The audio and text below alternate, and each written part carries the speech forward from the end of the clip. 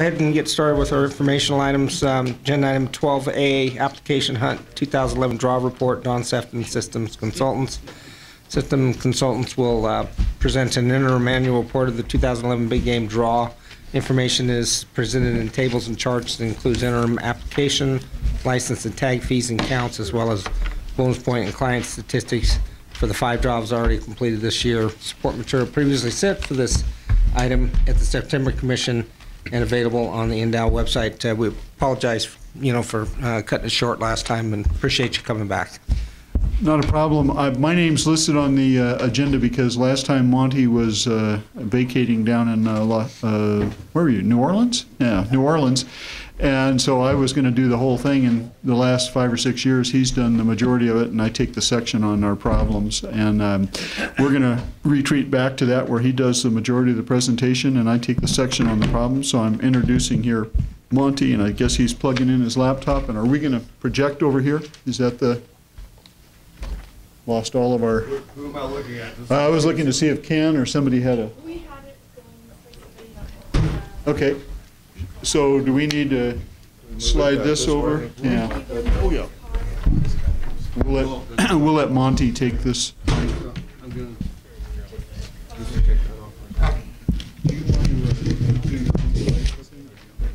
I'd rather do it myself. Go for it.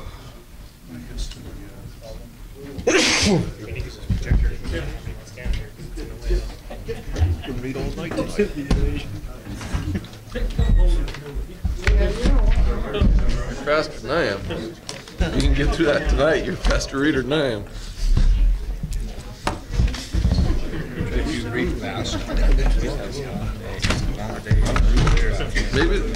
Maybe there's just more pictures than I saw. I'll get read already.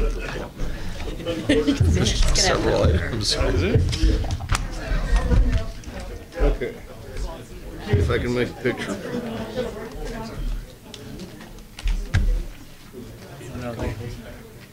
Oh, stuff. No, it shows green.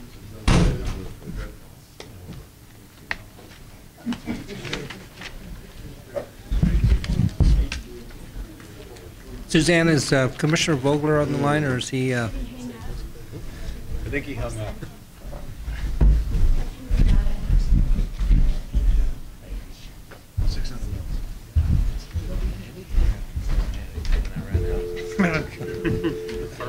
Yeah. Should we be concerned about something? You may have elected not to participate in the informational items. Just give them the courtesy of trying to find out. No. Yeah. Just want to make sure that he's okay. Yeah, can you tell me if I need to go get a full screen? I guess I'll flip back this way. There we go. Yeah, I just couldn't see it up there.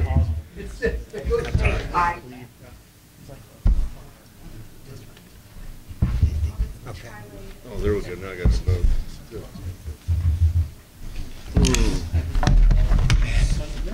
I'm gonna do this.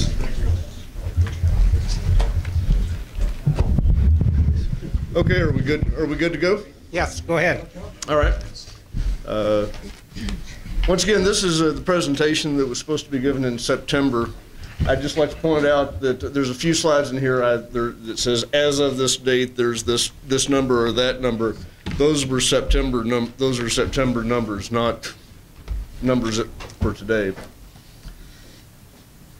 Things that we'll cover today, we'll go over the interim stats. We'll talk about web apps, PIW apps, resident and non-residents, the client demographics, the junior hunt, the bear hunt, bonus points, people applying, getting multiple species of tags, the return tags, and then I'll turn it over to Don and we'll talk about what we did right, and he'll talk about what we did right and what we did wrong this year.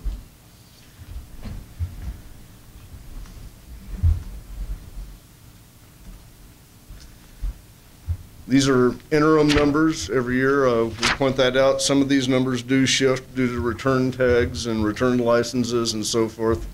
And at the end of the year, if you try to tie to some of these numbers, they will be different.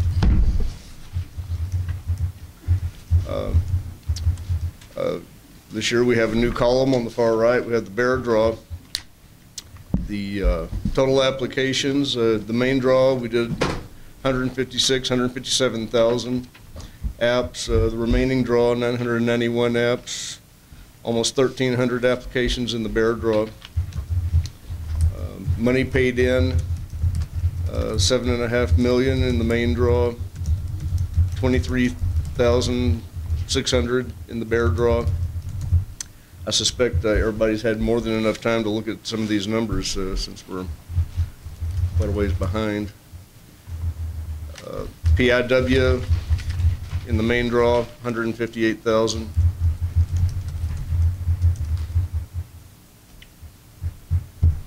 The bear is new this year. Spring turkey application trend. We had just a little over 1,400 applications this year, which was down. It's been going down for the past couple of years. Non-resident guided. It was consistent for a number of years, and then with some of the rules changes for the applications, who can apply, that's been dropping off. Had 816 this past year. Big game, we were up a little bit this year with 156,600 apps from 151,000 last year.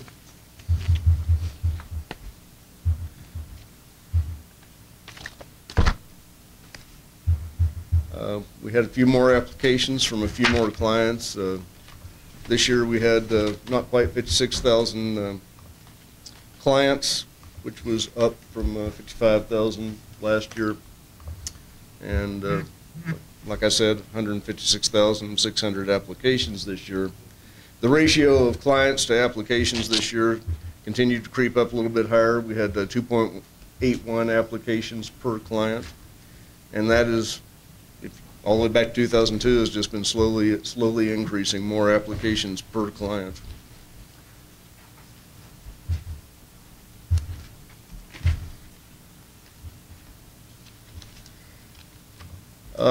Errors this year, everything was pretty status quo. We have a few less paper applications every year, and most of these errors still come from the paper applications. We get very few from internet applications. About the only way you can do it on the web is if you can manage to submit 2 applications for yourself and reject. Otherwise, it makes it difficult to have a rejected application there. Not quite sure. 2010, there were 26 people applied that didn't return their questionnaire, and then it dropped back down in line this year. I couldn't find any explanation for that. Maybe there wasn't one.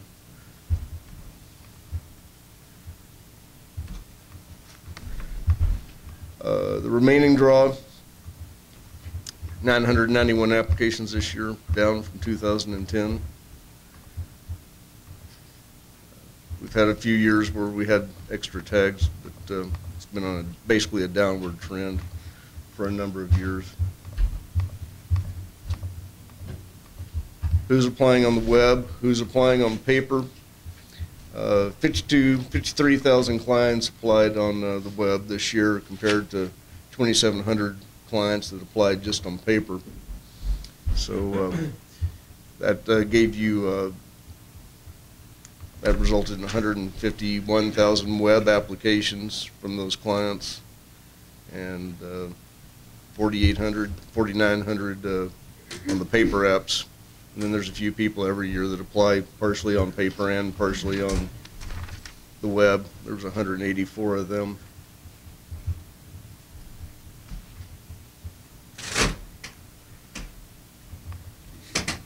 Every year more and more people come to the web, and we have less paper applications. As you can see in the chart, we're looking at it by percentages.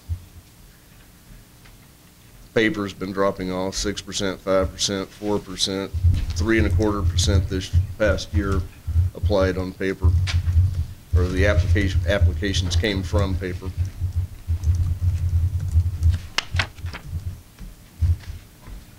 Non-resident licenses sold. We were up this year to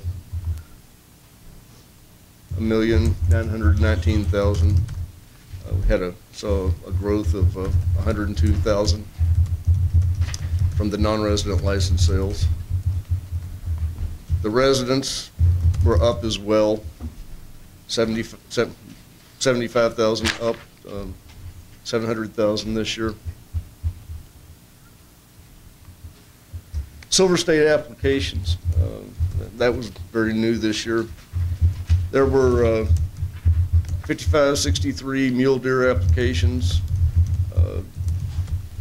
this year. Well, and there was a total of 14,000 Silver State applications. The percent of clients that applied and submitted a mule deer application was 9 9.9% of that.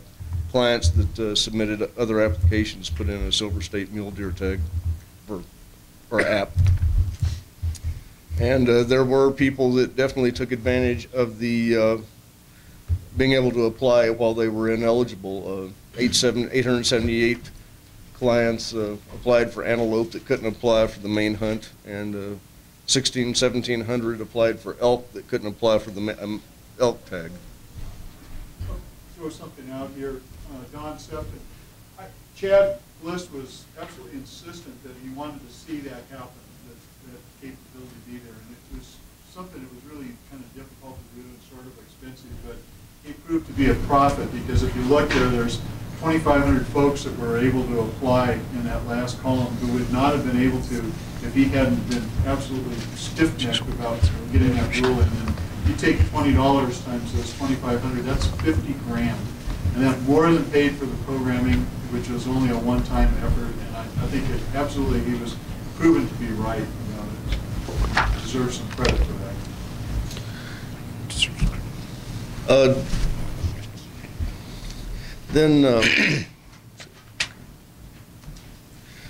Don Sefton was asked some questions after the last commission meeting, and he came back and inserted a couple of slides here.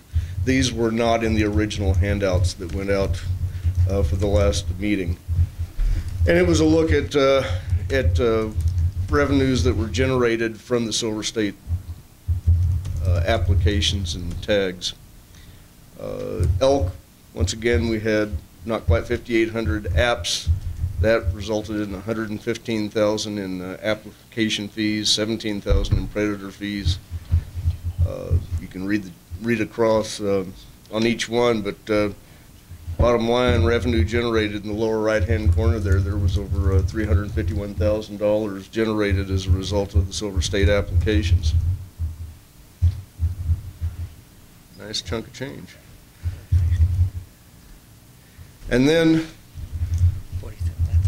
he was asked to compare that to the heritage tags, and he put several numbers in these slides. There's the maximum amount that a heritage tag has gone for. Elk is 95,000, deer 80,000, and antelope 16,000. And then he put up here what the heritage tag sold for in 2011. And then he compared that to what the revenue that was generated from the Silver State tags. And in each case, there was an increase in the amount of money made. And bottom line, lower right-hand corner again, there was a increase of over $160,000 compared to what the heritage tags went for.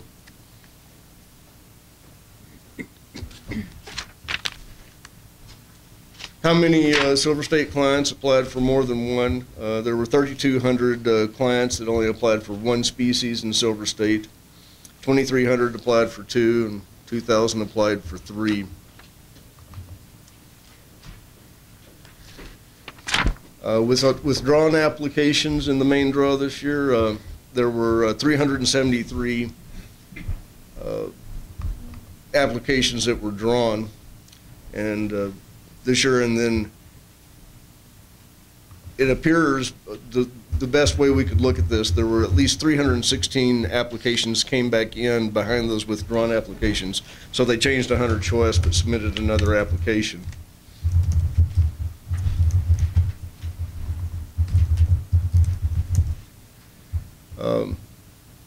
Approximate number of applications submitted in the bonus point only period, there were a little over 2,600.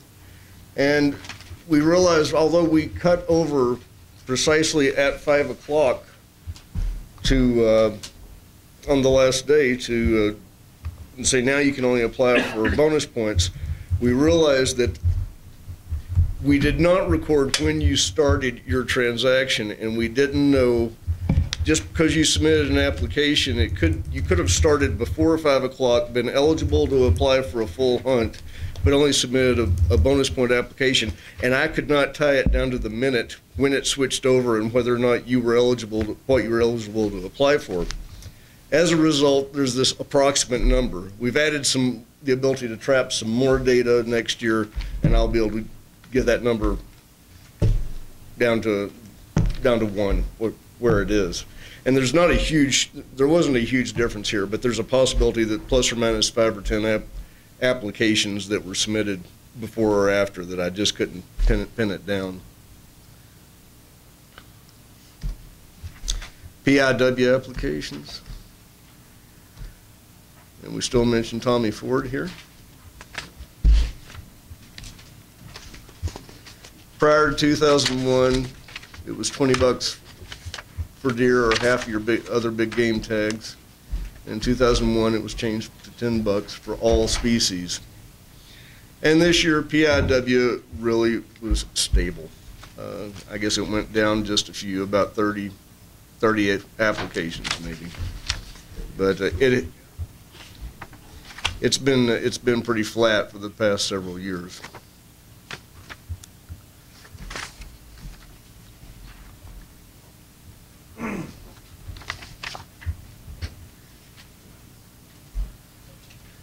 And the revenue basically went the same way as well. We had a few more dollars this year, a couple of thousand more, or 1,000 more.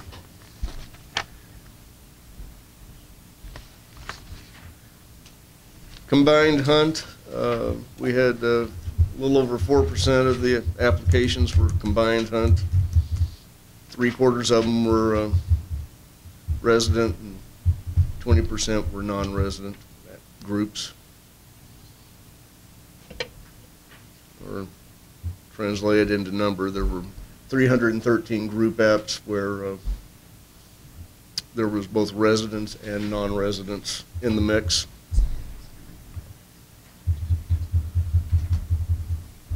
Client demographics. 70%, 70.9, 29.1 were non-resident.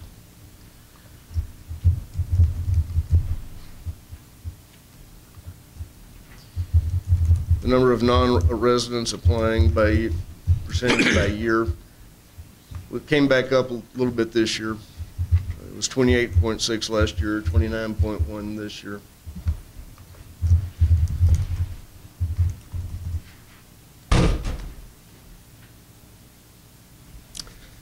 Nevada residents by county. Looks like, I haven't really thought about it now. Looks like Clark County had the lion's share of sportsmen insured numbers, but just looking down, I don't even know myself. Eureka, probably by percentage of their population, Eureka had 291 sportsmen applied, and out of the population that I came up with for Eureka County of 1987, that's over 14% of the people in Eureka were wanting to play in the draw this year.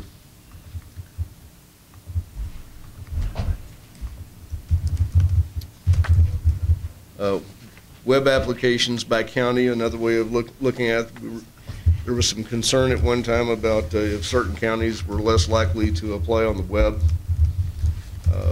As you can see, it's pretty even across the board. I guess Mineral County was a little bit lower with 85%.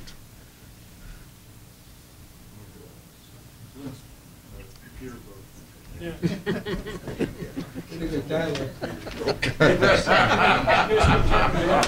Oh, Oh, you guys are bad. Sports, non-residents, where are they coming from? As always, California has the lion's share. They had about 6,500 this past year. Utah second, Oregon third, and it trickles on down.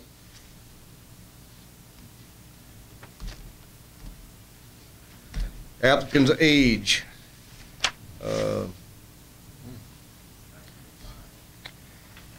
We went back up a little bit this year. 43 years was the median age this year. And non-residents remain stable, 49 years, 5 months. The junior hunt, we issued a little over 2,700 tags. There were 748 that were unsuccessful. And we probably took a phone call on every year. We take a lot of phone calls. I thought you had to be successful if you apply in the junior draw. And no, there's clients that do go, youth that go unsuccessful. The bear hunt, one little lone bar graph for this year. We issued 45 tags. There were 1,111 unsuccessfuls, and 129 people banked on the future and applied for a bonus point. There were also 2 withdrawn applications.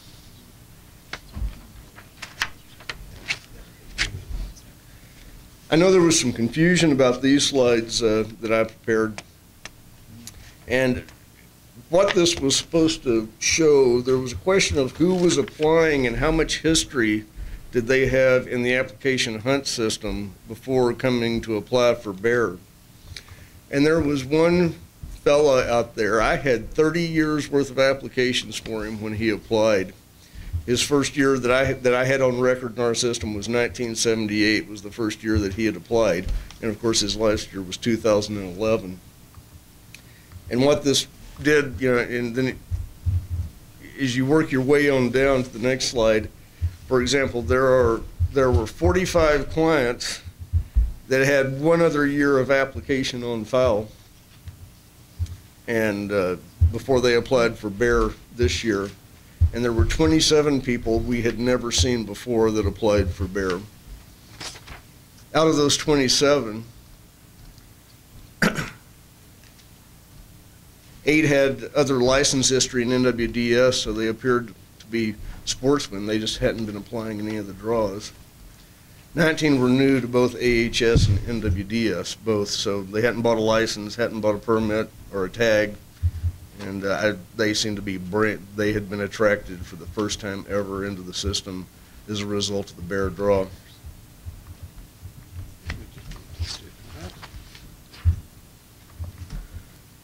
Bonus points.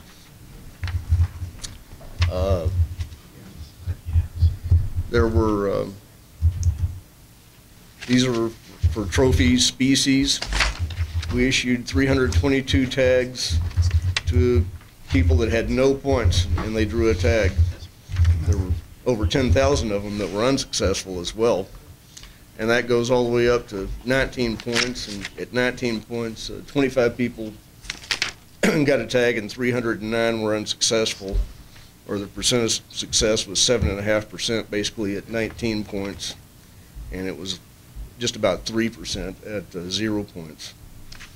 And then if you look out there, there's some higher percentages, and then it drops off definitely starting about 12 or 13 points, and that's people becoming more selective with all those points and not putting down 4 or 5 choices, but only putting down 1 choice. Non-resident, same basic thing. 25 tags to those with no points, 1 tag to those with 19 points.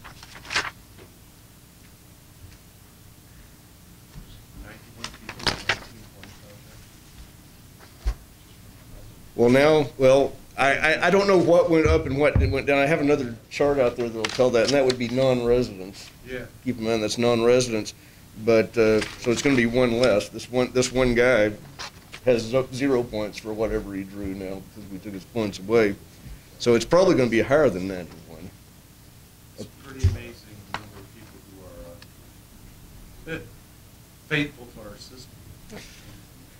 19 years of lusting after whatever it is, and it takes a lot of commitment.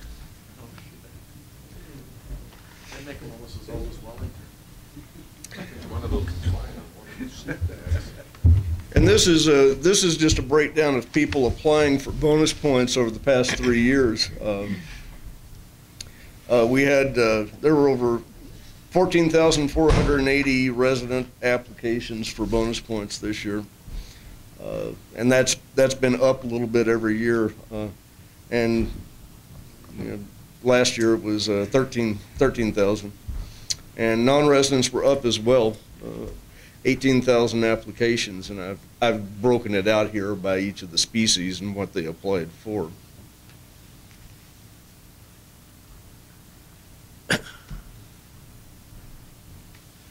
And this is pretty much what you were after here, talking about 19 points. This is a breakdown of how many clients have points for a given bonus point category. So there are over 16,000 people with 1 point for antlered mule deer. And I'll just go into the next page because it wouldn't fit on one page, and it keeps going on up. And this is resident numbers, but now there are people out there with 20 points. And what was that, 100, 253, over 300 people with points in antlered elk, between the antlered elk, Nelson Bighorn, California, and mountain goat that want a tag, obviously.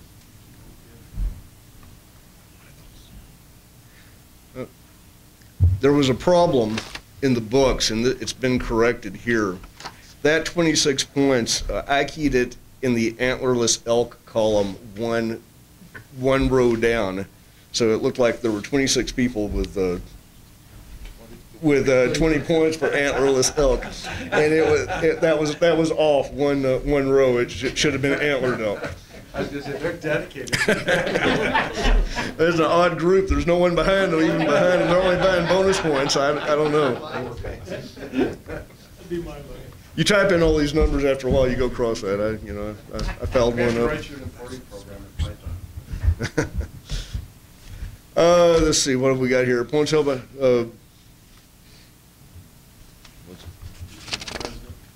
these are non-resident. I've got a little box. Excuse me. Oh, there we go. Yeah, these are non-resident points. Same kind of deal. And I'll just move on to the next page. Look at the big players, and there they are with 20 points.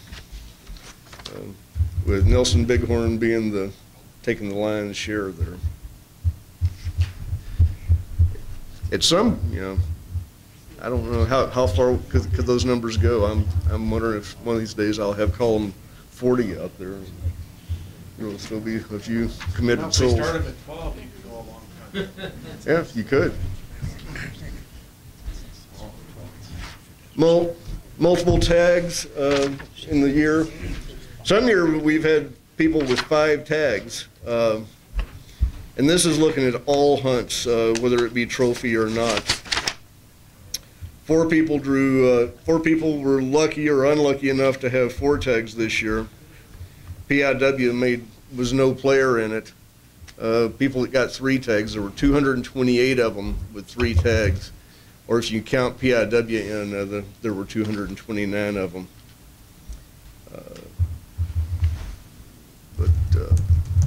Total successful clients, 55,828 clients.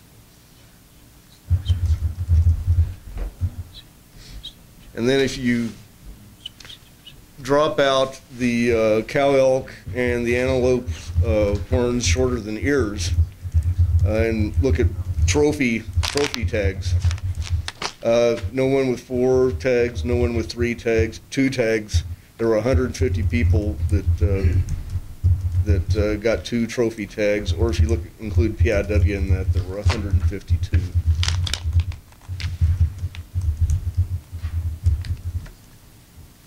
Mountain lion tags. In the big game draw, they were up again this year, over 2,600 from 2,500 basically last year. They're losing interest in the remaining draw, 58-31 down to 10 this year. But quite a few mountain lion tags out there. Tags returned, and this is the one I want to point out. These are early September numbers. These are not numbers for this year, or for December. There's been a lot more tags returned. Reasons that we track: credit card decline, military, no reason, deceased, medical, and then I've got it broken out by species. But 25 are credit card declines, 5 are military, 394 returned for no reason, 9 deceased, 64 medical. Early December, there were 497 tags returned. 2010. Shoot. Well, shoot. How about, yeah, I had 2010 and 2011 to compare. There were sugar. Okay, well, there's the numbers for 2011. Credit card declines, 26, military 7, no reason, 119, deceased 5, medical 33, total 190 tags. Yeah, that's early September when I was putting these numbers together. And I did not change these because at the time it was going to be the September commission meeting that we were going to make this presentation.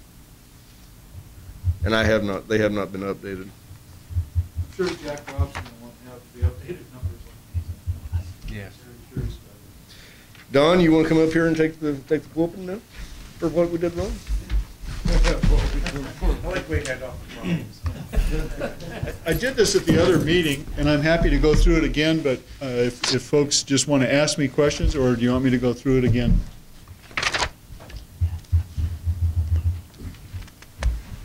I mean, I guess what's the, I mean, we've already heard this, and so unless there's some new information. There's nothing new here.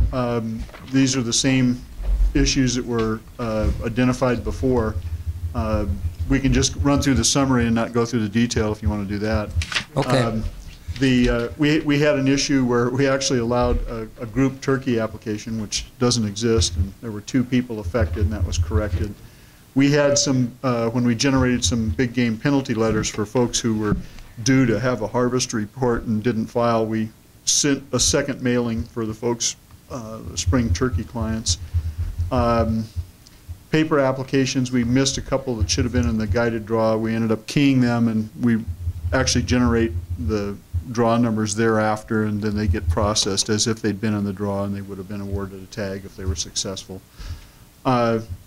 We had some folks early in the application process who weren't charged for a license. Basically, it was when they went in, made a selection of a license, then changed their selection. They found a bug in the code, and we fixed it, I think, in the first day, and I'd even been in the first couple of hours, and got those corrected and collected the money from those folks as well. We had some folks early on that were not charged a predator fee for the Silver State applications. And again, that was very early on the first day, got fixed in the first 2 hours. There were 8 clients. We went and collected the money from them. We had some folks who were basically earned a revocation via the Wildlife Violators Compact, and the revocation wasn't ratified. While the states agree to honor each other's revocations, there are cases where the revocation can't be the same in another state just because the law is different. A perfect example is with fishing. If you have a state that never allows you to put 2 poles in the water and they revoke you for doing it, and then another state that sells a stamp to do it, it doesn't make sense, even though you're in the compact together, to revoke them. And so there are some revocations that have to be, or all revocations as a consequence have to be ratified. Also, surprisingly enough, the definition of small game is not the same state to state. That in Nevada, bear is a big game animal, and Utah, bear is a small game animal. And so if the judge writes the order that they're prescribed from applying for or getting a tag for small game, then that can affect in different states differently. So as a consequence, law enforcement has to ratify them. There were 3 people who their revocations came up towards the end of the process, and they weren't ratified at the time that they applied, so they were able to apply, and then when they were ratified, it caused them to be rejected, and we didn't generate a letter, and that hole's been plugged. We had an issue with the resident lion tag had a number printed on it that was incorrect hunt number. The price was charged was correct and everything, but it had the wrong number on it, and we made LE aware of that, and they said if they knew who they were, they could live with it. It wouldn't be an issue for them. We had some folks who received errors. Their application was actually accepted, but when it got ready to record their license sale in NWDS, we had an issue between the 2 applications talking to each other. And that's subsequently been fixed, and we cleaned up those licenses, but there were some folks who had to call us to find out if they really had completed their process because they weren't sure they had. And finally, we had one antelope tag that got mailed to somebody with a declined credit card, and that got retrieved and corrected. These are the details for those same things that I just ran through the quick summary. Obviously, our goal is perfection. We never hit it, but we always try and learn from our mistakes. And we also try and make some improvements every year. And that's what I'm trying to scroll to is some new things we've done. We have a new one that's actually popped up since we wrote this slide. We upgraded our SQL servers to a bigger, more robust machine and newer software. We upgraded all our cabling in anticipation of having higher speeds of the machines talking to each other. We also added some additional operator stations. The big change that's occurred we also this last year introduced the ability for clients to withdraw their applications. The big change that's occurred since this list was put together is that we have purchased a new telephone system, and we get training on it next week. It's a voice over IP system. So basically we're using the internet, if you will, to talk to people. It's terminated through the local phone company in Fallon, but it allows us to expand. The other thing it allows us to do is move telephone lines around a lot more easily than we've been able to in the past. And what that really means is that we get towards the end of the draw, we have the possibility of opening up some additional lines that maybe another state isn't using during that time of year. In the past, that literally meant somebody coming out and punching down copper wires at $150 a pair, and now we have the ability theoretically to do that with software. We also have the ability to monitor telephone calls real time and do some other things like that as well. So we're pretty excited about it. This is a major movement forward. It's a pretty expensive thing. I wrote a check for $75,000 as a deposit, and I have another $75,000 coming up for this upgrade. But we hope also that ultimately some of our phone costs will reduce a bit because we'll be on this voice over IP, and so the monthly line costs should cut down some, so we should have $30,000 or $40,000 a year savings in spite of this capital expense. So anyway, that was a big deal for us. I appreciate your folks giving us an opportunity to give this presentation this time, and thank you for your time. If there's any questions at this point, I'd be happy to entertain them. And I may have to drag Monty up here. Yes, sir. Just for example, on an elk tag, what's the most bonus points anybody ever wound up with before they finally got one? Well, first of all, we have people who have the maximum number of bonus points now. In other words, they've had the maximum number every year and they've never drawn. What's the maximum? The number of years. That the process came about in 1992, and so this year we had folks with 20 points. 1992 through 2011, you could have had 20 points. So we've had people at the maximum for elk every year who've not drawn. That number obviously diminishes because the folks who are left either drop out or actually draw. There's no guarantee based on bonus points that you'll draw. The analogy I like to give people is if you walked into a casino and I gave you $20 to play, and I gave Scott Rain $1 to play, is it more likely that you would win at least once with those $20? Yeah. is there any chance that Scott might hit the maximum and get the jackpot with that $1 in that one pool? Yes. The bonus points give you more chance at drawing, but no guarantee that you will draw. But there's a multiplication on that too, is like 7 or something? Yeah, well, what we do is we square the bonus points. So if you had 20 bonus points this year, you get 400 draw numbers for those 20 bonus points, 20 times 20, plus you get 1 for your application. So you'd actually have gone into the draw with 401. So to correct my analogy, if you went into a casino and I gave you $401 to play with, and I gave Scott $1 to play with because he was new to the state and had never had a bonus point, are you guaranteed that you'd win at least once out of those 401 times? No. Are you guaranteed that you'd win more money than Scott? No, but there's a high likelihood you would. Getting old. I need my elk tag. You and how many people? Let me see. Some people play at the machine and others. even put it? There's been a suggestion you buy a heritage tag, so. There you go. Are there any other questions? Oh, yeah, who won the gift certificates? Was that a person in Carson? I was going to say, I thought it was Carson City. I know the telephone number was a Carson City telephone number. And it was a gentleman who won it. I can't remember his name. I know we provided that information, and I think the department put out a release on it as well. Is that who it was? No, the name Tracy Hill. No, There was a question. Commissioner. How much did that affect the drawing? Well, unfortunately, it wasn't publicized, and so my guess is that it was Don put on a party and nobody knew he was going to. And we've had assurances that it will be publicized going into this year. And you'll keep track of that? Yeah, we're gonna keep track of it. Yeah, it virtually had no impact, and virtually nobody knew about it from what we could tell. Commissioner Robb. Hold on. Commissioner Robb. Vice Chairman Robb. Thanks. Don, could you go back to the Silver State Tag dollar amount here real quick? Yes, sir.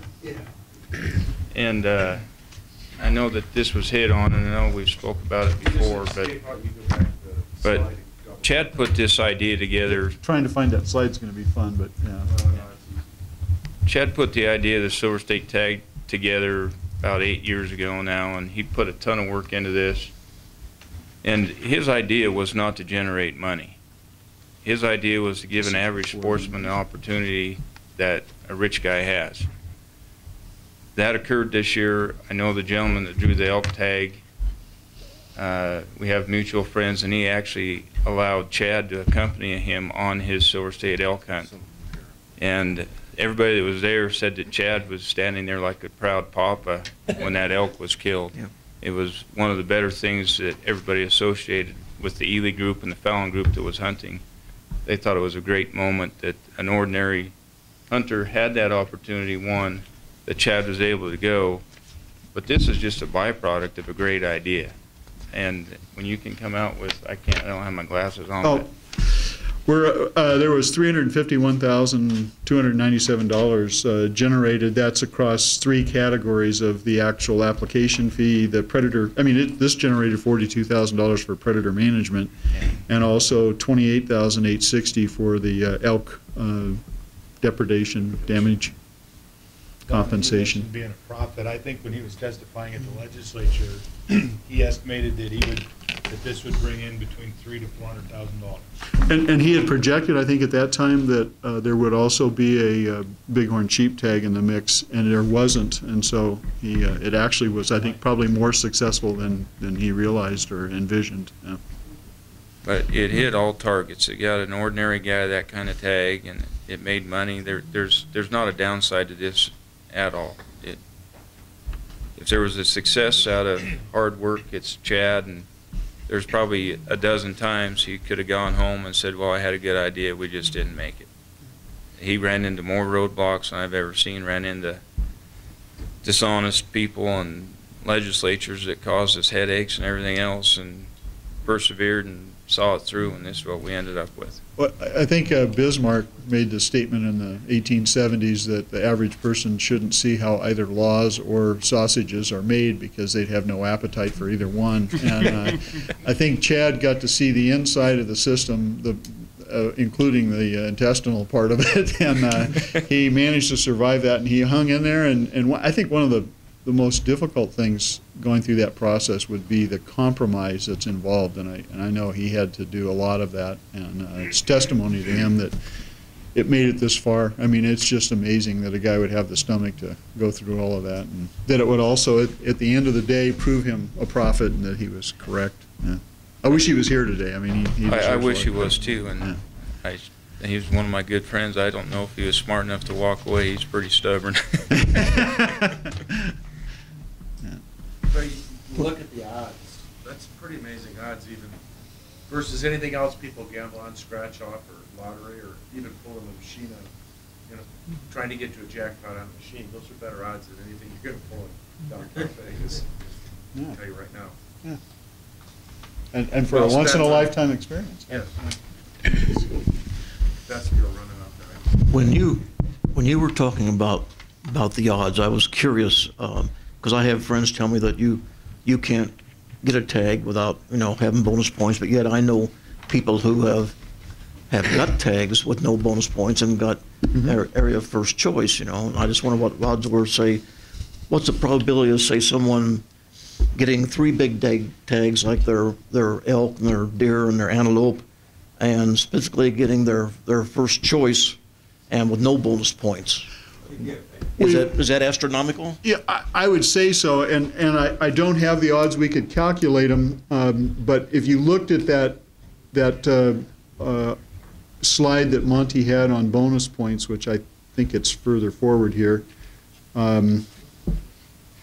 if you look here, these are residents for trophy, and there were 322 tags issued to 10,550 applicants with no points.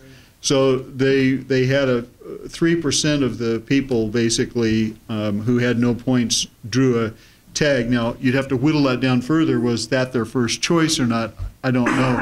I was really surprised. It's gotten to the point with the GOAT applications that we just, I think it's been 4 or 5 years since we've seen anybody with no points draw a tag out of those 22 tags. But I think when we... a way to figure how they did it with, like, say, first choice? Because I know a kid who actually did, well, he didn't get 3, but he got the 1 he wanted. Yeah, yeah. No, we could do that. We haven't. These are coarser statistics than that, but that could be. Out of curiosity, could you get that for me tomorrow? I'd be curious just to see. I think we could do that. Monty, let's talk afterwards. It's going to cost you a 6-pack. That's cheap, knowing the people I know. Are there any other questions?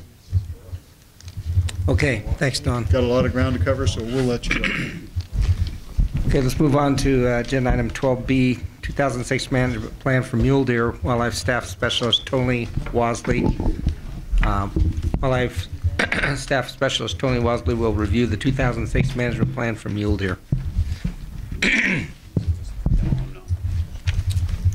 For the record, Tony Wasley, Nevada Department of Wildlife. The agenda says that I will review the 2006 management plan for mule deer. What I'd like to kind of do is just briefly go over the origin of the plan, talk a little bit about the scope, and then we'll delve into some of the specifics. To speak to the origin, in 2003, the department embarked on a fairly exhaustive review of our historic harvest strategies, looked at the population dynamics of Nevada mule deer and many of the issues and influences going back beyond the inception of the agency, going back to turn of the century, looking at historic data from Fish and Wildlife Service, who was the agency that did some of the early survey results, looking at early harvest data. The document that was produced in 2004 as a result of that effort was the Biological Bulletin number 14. So from the Biological Bulletin, the next step was the generation of this statewide plan that I believe all of you have. The plan was intended to be broad in its scope, speak specifically statewide type issues, and then from the statewide plan, the next step was going to tier down to more specific herd management plans. In this plan, you'll see reference to herd management plans, and a lot of the specifics as they relate to the individual hunt areas are addressed in those plans. And we have all of the herd management plans for the state have been completed and are in practice. The herd management plans we view as more of an operational plan that tells us what we need to do, identifies the issues, it creates accountability for us as biologists and an agency, and it creates transparency for Wildlife Commission, for the public to come in and look at what we're doing. Those herd-specific plans also provide an excellent opportunity to get input from the county advisory boards and to incorporate their input, their local knowledge and local expertise in those plans. We can go through this. I would prefer just to maintain kind of an open forum. If you guys have questions about how we use this plan or any of the specifics in the herd plans, we can do that. For me, it's rewarding to look at the strategies that are identified in this statewide plan and then reflect at how many of those things we're accomplishing. To speak specifically to a couple herd management plans, Area 7, for example, was written in 2007, and the action it identifies, one of the actions of many it identifies, is to continue to work with the Department of Transportation, monitoring vehicle collisions on Highway 93, and explore the possibilities of wildlife overpasses or underpasses. Since that time, well over $10 million has been spent on 2 overpasses and 3 underpasses. We're also now, NDOT is building an overpass over I-80 at Silver Zone. That job, I believe, is out to bid right now. So when we see a lot of those specifics that are in the herd plan come to fruition, to me, it's indicative that we're following our guidance transparently and with accountability. Area 6 had some habitat prescriptions in the Area 6 herd management plan.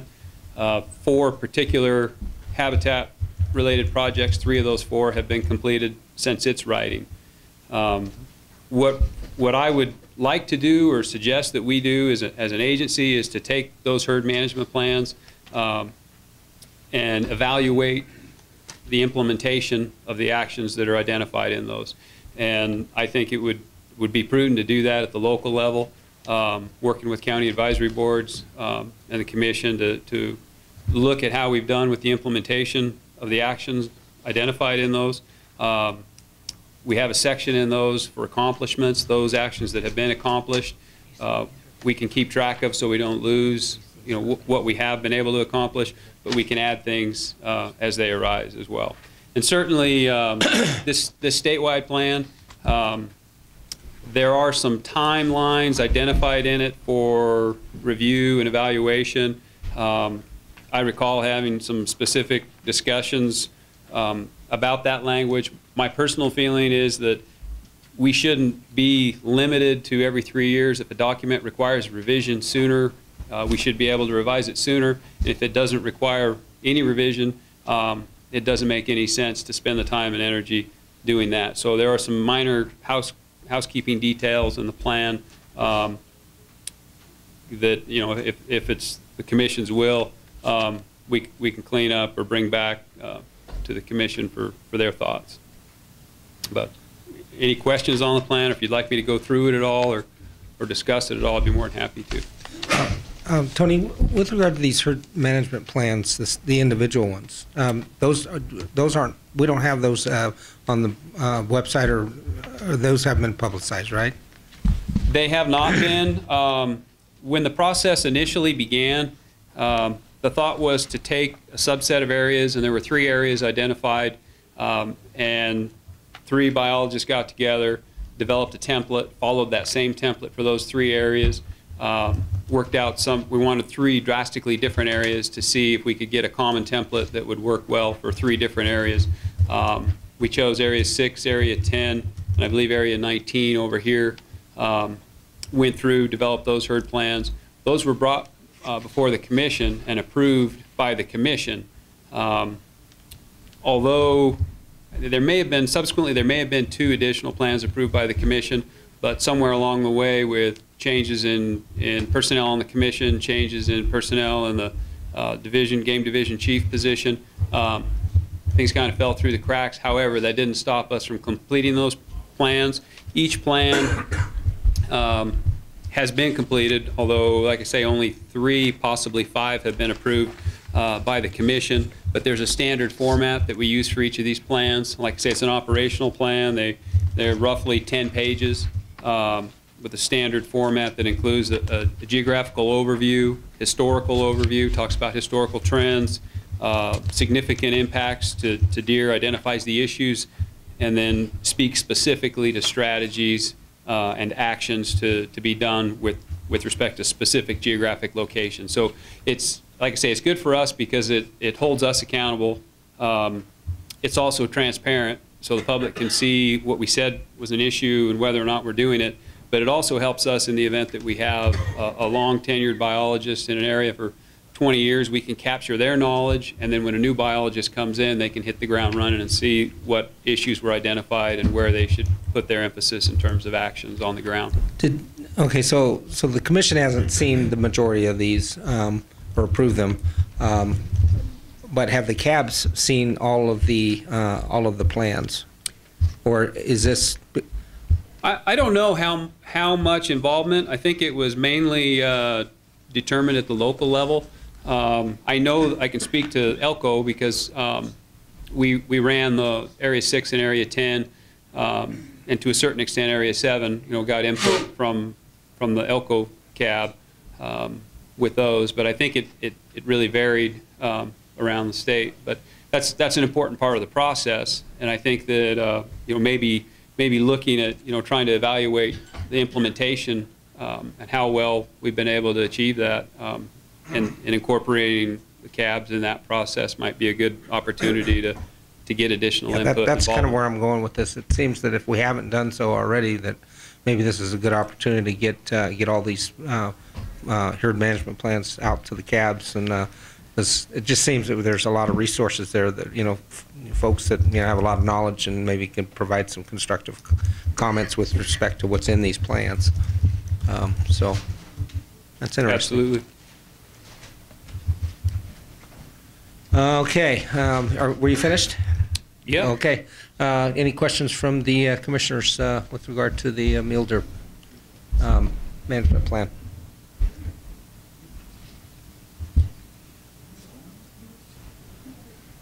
No comments. Okay.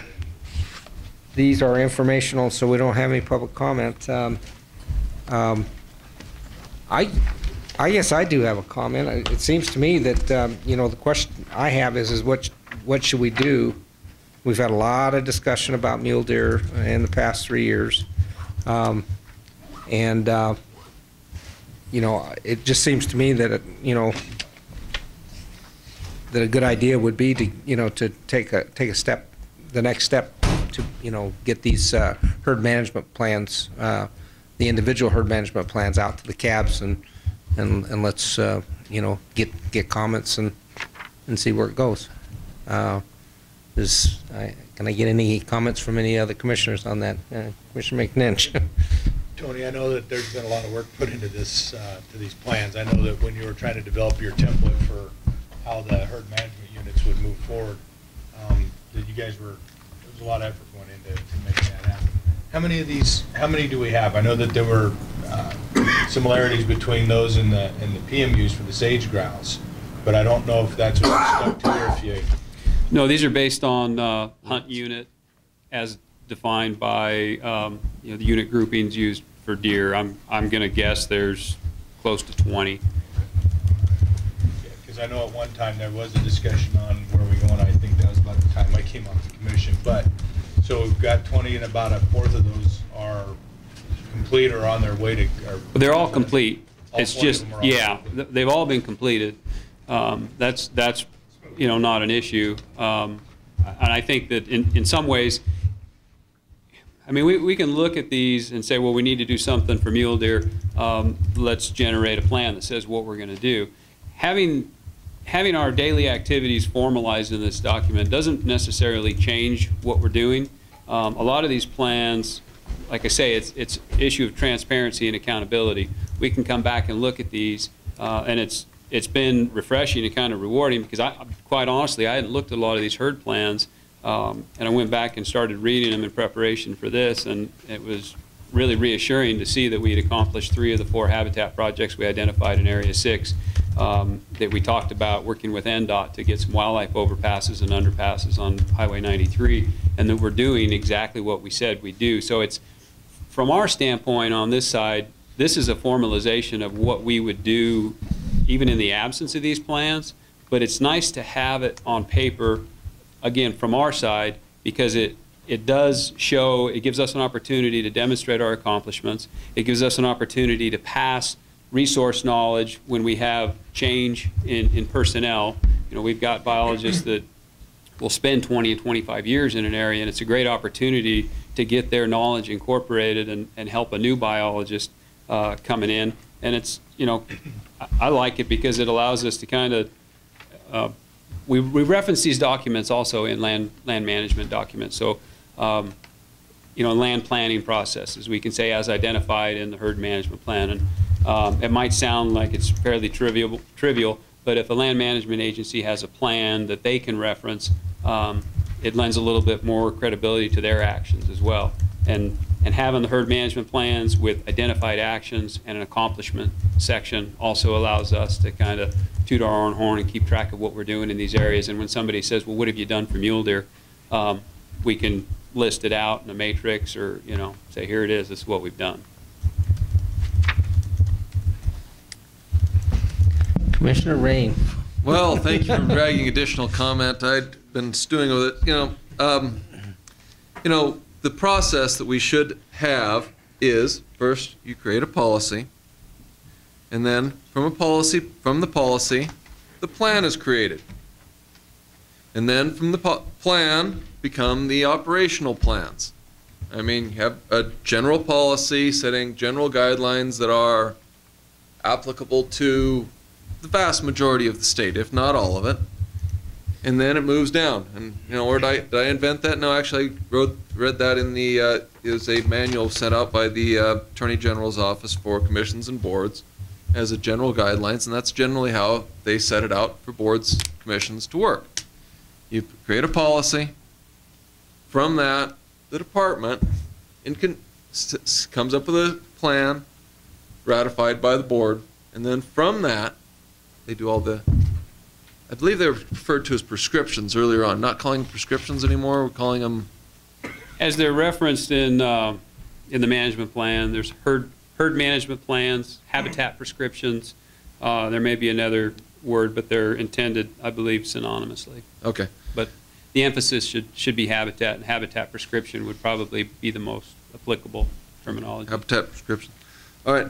And so that should be, and was the intention of, I know, other people in the commission now and in prior commissions, was to go ahead and do that. And therefore, through that process that took a couple years with extensive input, to come up with a policy to guide the plan, because the plan needs some sort of guidance.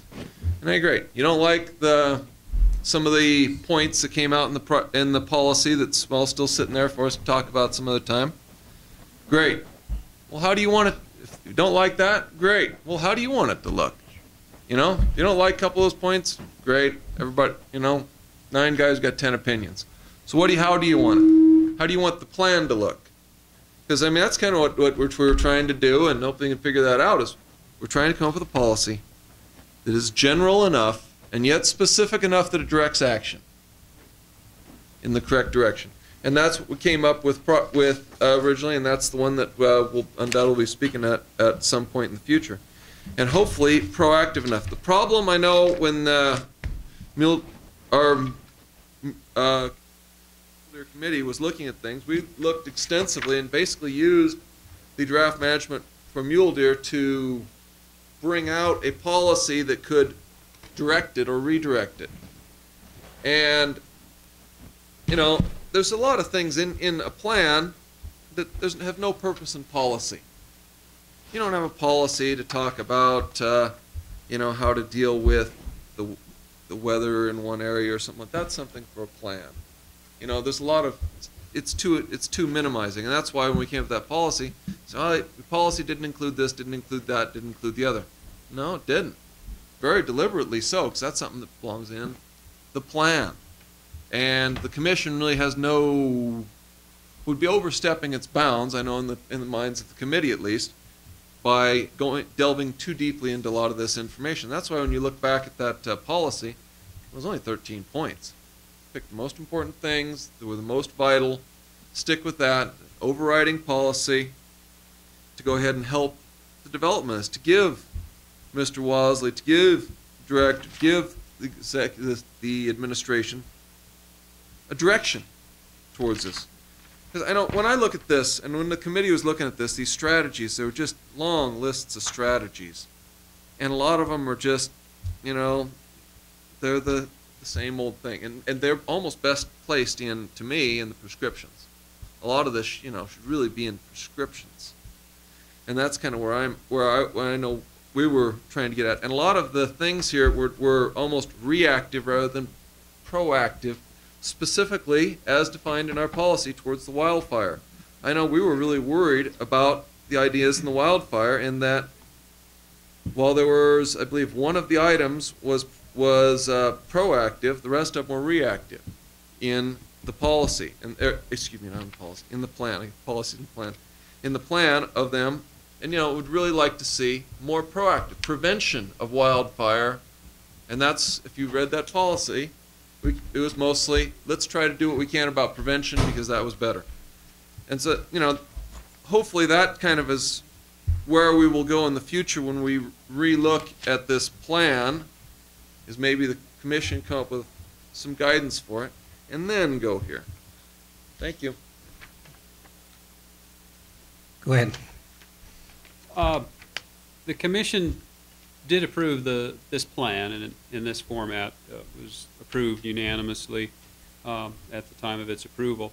Part of the difficulty in taking all of these strategies and putting them all in herd prescriptions is that they're not all applicable to each area. This document was intended to list all the possible strategies and to make it as easy as possible for our biologists to take those strategies from this overarching document, to give them as much time as possible to do their work on the ground and less time coming up with redundant strategies with different language. You mentioned that Policy 28 was intended to be broad and not as specific as all these strategies, but I would encourage you to read the language specific to harvest, where Policy 28 is far more specific and expected to be applied to the entire state, far more specific than what you'll find in this mule deer plan. In a couple very small, just purposely small areas, yes. Okay. I think we're talking about the mule deer plan, not the mule deer policy. That's the agenda item. But I guess the takeaway is that, you know, I see that there's something that maybe the cabs haven't seen, or in some instances the cabs haven't seen, and it might be constructive to get it out to the cabs, and let's you know, talk about it and see if there's something that might come out about it. You know, maybe you know, there'll be something positive that comes out of that process. Yeah, I think our biologists would appreciate the opportunity to get that input and to also demonstrate some of their accomplishments. Yeah. I would hope that we're able to get that input and evaluate the implementation, update these plans with, especially in the event that we've had significant accomplishments, update it, get, you know, reprioritize or get some additional strategies and actions in place on those areas where we've had significant accomplishments. would hope that we wouldn't have to involve our biologists to the point of reinventing the wheel and pulling them out of the field where they can be most effective. No, I'm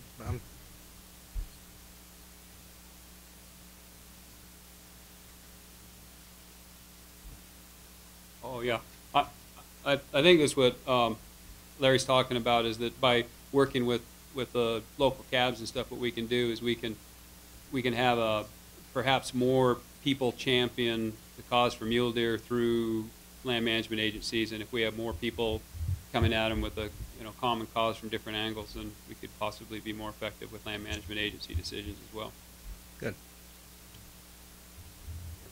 Commissioner Magnich. Sitting up here, it would be nice to get an opportunity to see the plans that are done. I mean, there was a lot of work put into them, and I left just as they were starting that process. And I agree. I would like to. It'd be nice to be able to review those and just see how it works. It's a lot of work. Yeah, I think if you get more people involved in the process, maybe we'll get some more projects. Get people buying in on projects. And I know, like for instance, Lincoln County, and they're doing a lot of stuff. And I'm not sure where that, how that's been addressed in their plans, their herd management plans. I'd actually just like to know which, if there's only 20 plans, then obviously we have more units than that, and what are the unit groupings and how you guys are looking at it. That's all just sounds... It's exactly as they're listed in the hunt book for the hunts. It's exactly as the hunts occur. I see. Okay. Well, thank you very much. You bet. Thank you. Okay, we're on 12C.